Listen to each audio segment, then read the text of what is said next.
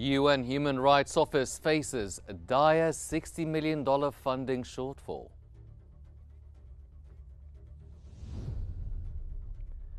The UK unveils £2 trillion spending review plan.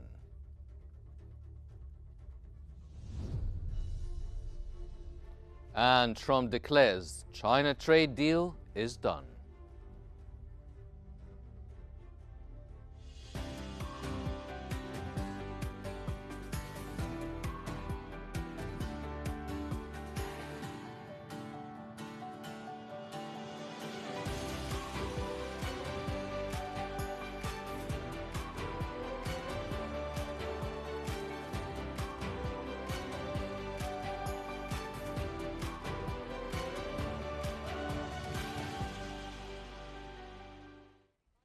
This is the Economic Bulletin here on Qnews. I'm Henny Saif, and we start off with the head of the United Nations Human Rights Office, Volker Turk, who has announced that his office is facing a dire financial crisis with a $60 million funding shortfall this year due to cuts from donor states. Turk warned that this deficit would prevent staffing in 11 countries, leading to suffering. The crisis is part of a broader financial challenge for the United Nations, significantly triggered by the United States, which typically funds nearly a quarter of the world body. Under President Donald Trump, U.S. foreign aid cuts have severely impacted UN humanitarian agencies, and the U.S. currently owes nearly $1.5 billion in arrears and current fiscal year payments.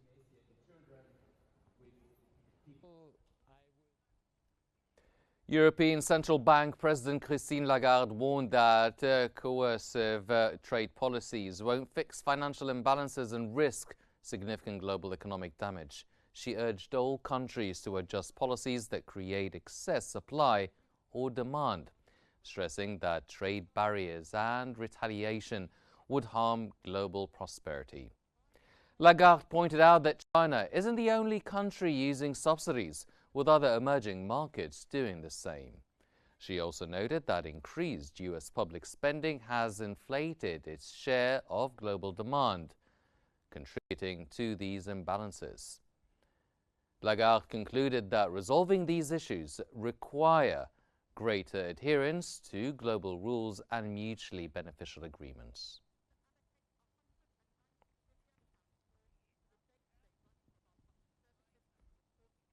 The European Commission has proposed a new draft of sanctions against Russia, while Russia has moved to extend the validity of its countermeasures against the sanctions. The draft will target its energy, finance, and military industries. It includes some measures to stop the reopening of the Nord Stream gas pipelines, which have been out of service. The draft proposes to lower the price cap on Russian crude oil set by the G7 in 2022 from $60 to $45 a barrel. It also proposes a ban on the import of refined oil products produced from Russian crude oil.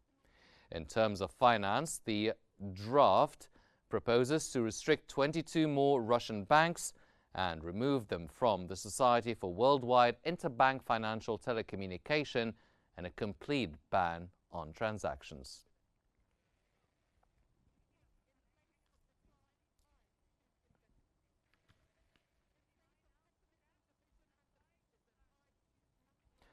In response, Kremlin spokesman Dmitry Peskov has stated that a lower price cap for Russian oil proposed by the European Commission does not contribute to the stabilization of global energy markets. He said that, of course, this sort of move does not contribute to stabilization of international energy markets and oil market. He noted that certainly Russia for some time already lives under the conditions of various restrictions which we consider illegal. He added that Russia has already acquired certain useful experience which helps to minimize the negative impact of such decisions.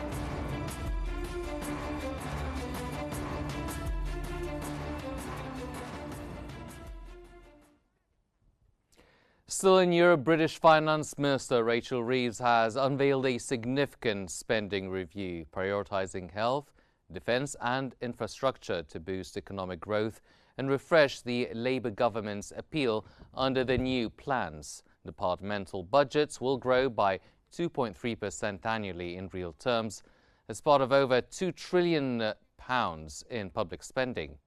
This includes an extra 190 billion sterling for public services. Key investments feature a 39 billion sterling programme for lower-cost housing over 10 years, alongside an additional 10 billion sterling for homes in England. The plan, funded by the biggest tax rise in a generation and looser fiscal rules, aims to help the Labour government regain popularity amid recent political challenges. To allocate £190 billion more to the day-to-day running of our public services over the course of this spending review, compared to the plans of the previous government. Moving on to Asia, the China Association of Automobile Manufacturers has reported that the auto industry witnessed a year-on-year increase of over 10% in both production and sales during the first 5 months of the year. The data showed that from January to May, Chinese auto output totaled nearly 12.83 million units, up 12.7% from a year ago, while auto sales rose by 10.9% to some 12.75 million units. Meanwhile, auto exports reached 2.49 million units during the same period, up 7.9% year-on-year. Among them, the export of new energy vehicles stood at 855,000 units, marking a 64.6% increase year-on-year.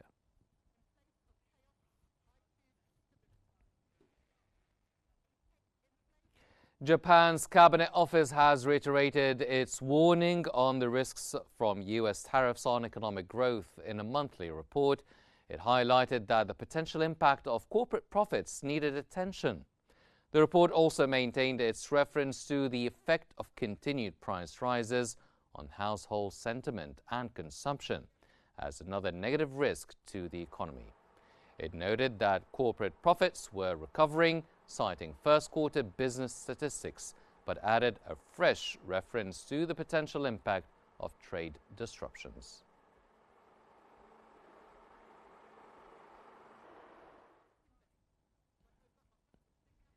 In Latin America, Brazil's Finance Minister Fernando Haddad has stated that the government's new fiscal package includes an increase in the income tax rate levied on so-called interest on equity payments to 20% from 15%.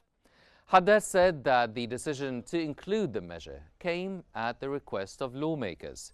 He confirmed that the fiscal package includes the unification of income tax rates on financial investments at 17.5%, replacing the current sliding scale of 15% to 22.5%, which varies according to the investment's holding period. Haddad also defended the new fiscal measures, arguing that they will support the Brazilian currency and pave the way for interest rate cuts.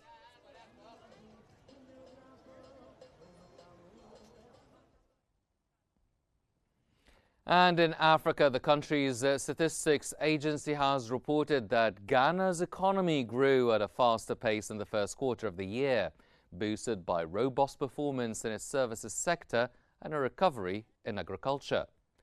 Gross domestic product in the world's second-largest cocoa producer expanded by 5.3% year-on-year in the January to March period, up from a revised 4.9% growth in the same quarter last year. Government statistician Al-Hassan Idrisu called the momentum a sign of recovery and the confidence of an economy finding its rhythm.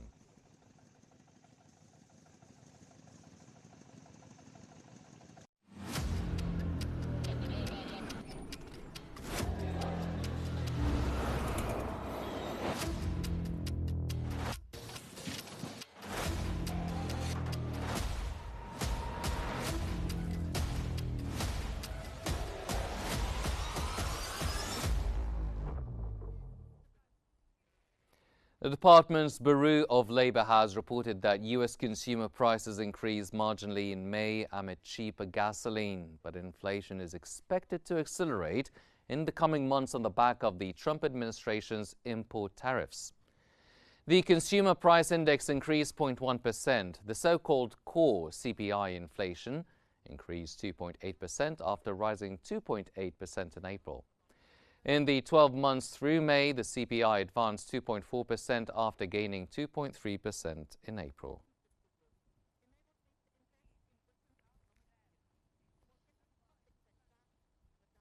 U.S. President Donald Trump has announced that a trade deal with China is done, pending final approval from both leaders.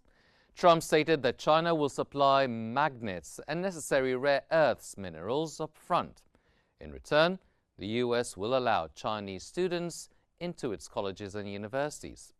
He also claimed the U.S. is getting a total of 55% tariffs, while China is getting 10%.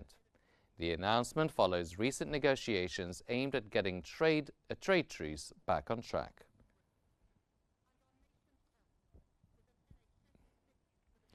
Following 2 days of talks between China and the United States in London, Chinese Vice Premier He Lifiang has urged the U.S. to resolve disputes, though through equal dialogue and cooperation, stating there are no winners in trade wars. During meetings with U.S. Treasury Secretary Scott Bessent, Commerce Secretary Howard Lutnick, and U.S. Trade Representative Jamieson Greer, both sides agreed to implement prior consensus and make new progress on concerns. Here, Lifiang stressed the need to maintain communication to foster stable economic ties and inject certainty into the world economy.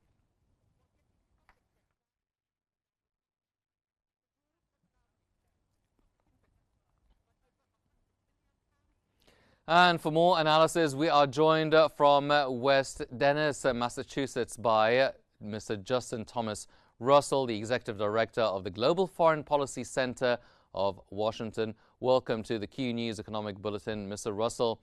Let's start with the big picture. What does this new trade framework really mean for the global economy? Are we seeing a breakthrough or just a pause in tensions? Well, thanks for having me, Mark, as always. It's still unclear. I mean, as been the case with this entire trade rift between Washington and Beijing, there's the devil is in the details, really.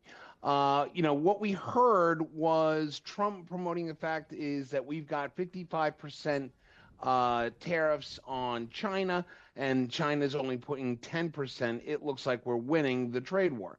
This is not the case, because if you break down the numbers, as the White House pointed out after Howard Lutnick made his comments in London, is the fact that these are not new numbers. There's the 30% blanket tariffs on Chinese products that has been going on since the beginning of the Trump administration, and then the 25% additional duties, other taxes, etc., that are on Chinese products that have always been the case. So the reality is that now we're getting into a little bit of numbers dance, and now we're just going to have to see exactly how the numbers are going to play out and how much influence those numbers are going to have on either Trump or Xi. Mm-hmm. Well, rare earths are back in the headlines. How significant is China's decision to ease export restrictions, and which industries stand to benefit the most? Well, the one that comes to mind is the automotive and the tech industry, particularly the tech industry. They tend to benefit the most when we talk about rare earth minerals. This is stuff that goes into computer chips. It's stuff that goes into the materials that comprise of screens on stuff like computers, cell phones, TVs, etc. So the tech and the automotive industry tend to be the big winners in Chinese rare earth mineral rights and exports coming out to Western production facilities. The real question is, one, is the amount going to have enough of an impact to spur manufacturing here in the United States? The answer is no. This is, again, just a showboat for Trump economic advisors. It's more of jazz hands than it is real economic policy that will have a direct impact over the next 2 to 3 quarters of the fiscal year. I'm not sure that, again, I think this is more of a kabuki dance more than anything, but I'm not really sure this is going to have a huge impact on economic growth on either side. Well, President Trump is touting a 55% tariff on Chinese goods versus China's 10%. From an economic point of view, who's getting the better part of the deal? Who's really paying the price here? Is it the consumer? Oh, yeah. Look, whenever we talk about trade wars, whenever we talk about tariffs, the Trump administration's been saying we're going to, the U.S. is going to collect from China, these hundreds and billions of dollars in tariffs. And the reality is that's not true. Basically, when products come in from China, they are bought by U.S. companies. They pay the U.S. Treasury and they put it into the general fund, these tariffs that are levied against Chinese products. Those products then go to the market, and those levies are paid for by the distributor, by the manufacturer, by the companies that are selling the products to the consumer. If everybody thinks that this is just magically going to go, a magical number that Treasury is going to get directly from China, that's wrong. It is always the case. The consumers pay tariffs. It comes out of the consumer's pocketbook. Right now, China has the upper hand. In the high-end, high-priced materials that we buy, and again, we've talked about this before, Mark, when we talk about electronics, where we talk about, automotive components, et cetera. Those are what affect and hit Americans in the pocketbook hardest. We have become dependent on cheap electronics and even cheap clothing coming from China. If that T-shirt now goes from $18 up to $40, Americans are going to be caught, and they're going to have to look for other sourcing of this, and it's going to affect everybody. But the bottom line here, to your original question, Mark, is who's paying for the tariffs? The consumers are. They always do, and that's never going to change. Mr. Russell, we saw China's exports to the U.S. plunge over 34% in March. How much of that is due to tariffs, and what's the risk if that trend does continue? The risk is that the Chinese are going to have a major hit on their economy. If they start sending the goods that they produce to the West, particularly the United States, that means that the West and the United States aren't sending money back to China. That's revenue out of the central government's pocket, and that's not going to make anybody happy, including President Xi. That causes instability inside the electorate, inside China, and that doesn't make Xi comfortable.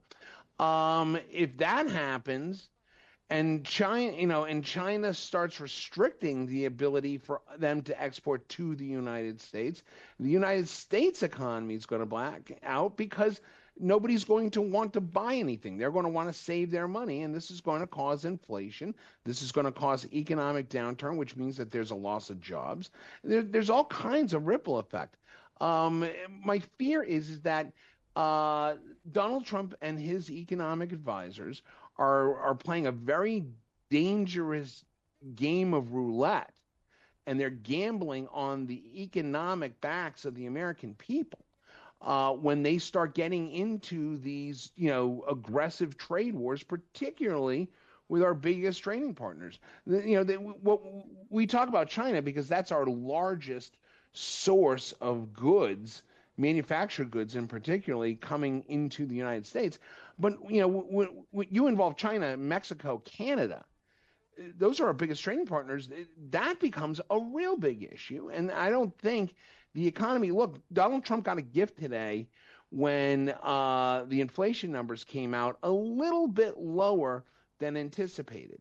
But it still shows an increase in inflation. We just haven't seen, especially with the World Bank's report coming out earlier today and overnight, The World Bank is even saying that U.S. economic growth could be cut in half over the next 6 to 8 fiscal quarters. That's got to be a wake-up call, and it should be a wake-up call now. Mm-hmm. From West Dennis, Massachusetts, that was Mr. Justin Thomas Russell, the Executive Director of the Global Foreign Policy Center of Washington. Thank you very much, sir, for your insights. And now we move on to the latest developments from the MENA region.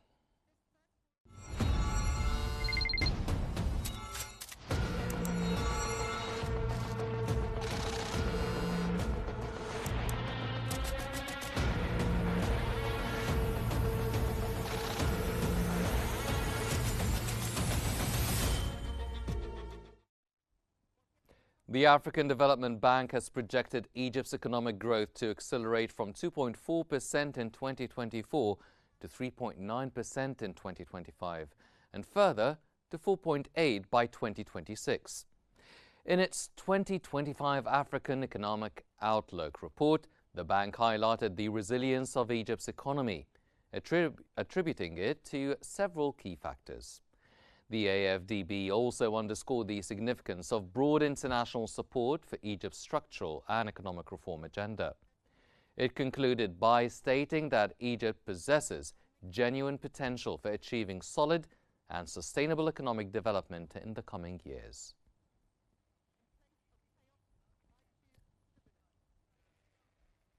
Egyptian President Abdel Fattah el-Sisi has issued a decree allocating a 174 million square meter plot of state-owned land in the Red Sea Governorate to the Ministry of Finance.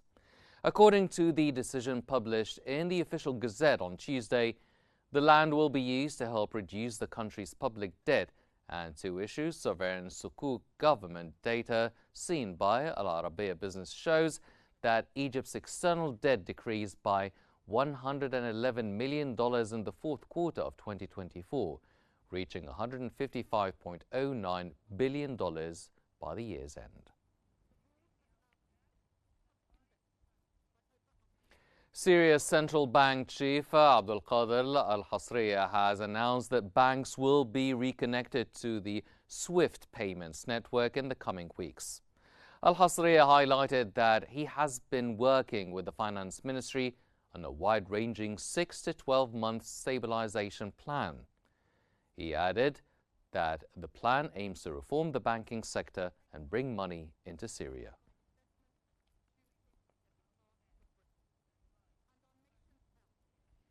In commodities, oil prices rose to their highest in 7 weeks on Wednesday, as U.S. President Donald Trump said a deal had been done with China, heightening expectations of a de-escalation in trade tensions between the world's two largest economies.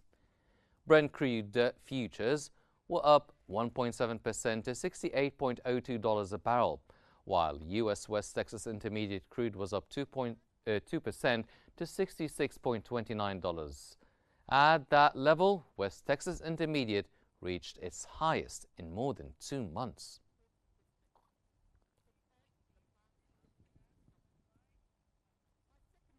The European Central Bank has reported that gold has officially surpassed the euro as the world's second-largest global reserve asset at market prices in 2024. Gold bullion now accounts for roughly 20% of global official reserves, topping the euro's 16%. It highlighted that central banks purchased over 1,000 tons of gold in 2024, doubling the average of the previous decade. This surge reflects increased demand since the Ukraine war and central banks exploring alternatives to traditional payment systems. The bank noted challenges to the euro's international role, but affirmed its appeal is sustained by sound policies.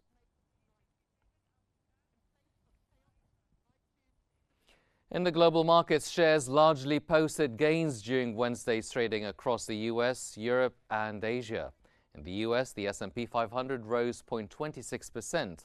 The Dow Jones Industrial Average inched up 0.38%. The Nasdaq futures went up 0.33%. In Europe, the UK's FTSE 100 was up 0.2%. Germany's DAX gained 0.04%, while France's CAC 40 dipped 0.23%. In Asia, the Shanghai Composite Index went up 0.52%. However, the Hang Seng in Hong Kong was down 0.84%, while Japan's Nikkei 225 gained 0.55%.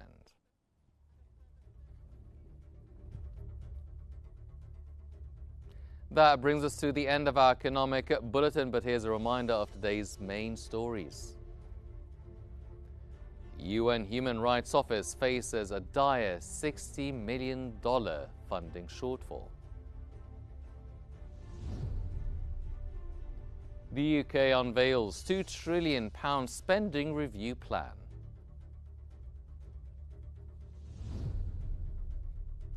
And Trump declares China trade deal is done. These are all the economic and financial updates we have for now, but please don't forget to follow Q News on YouTube, Facebook, X, Instagram, and TikTok at QNewsEGY to stay informed. I'm Henny Saif. Thank you for watching.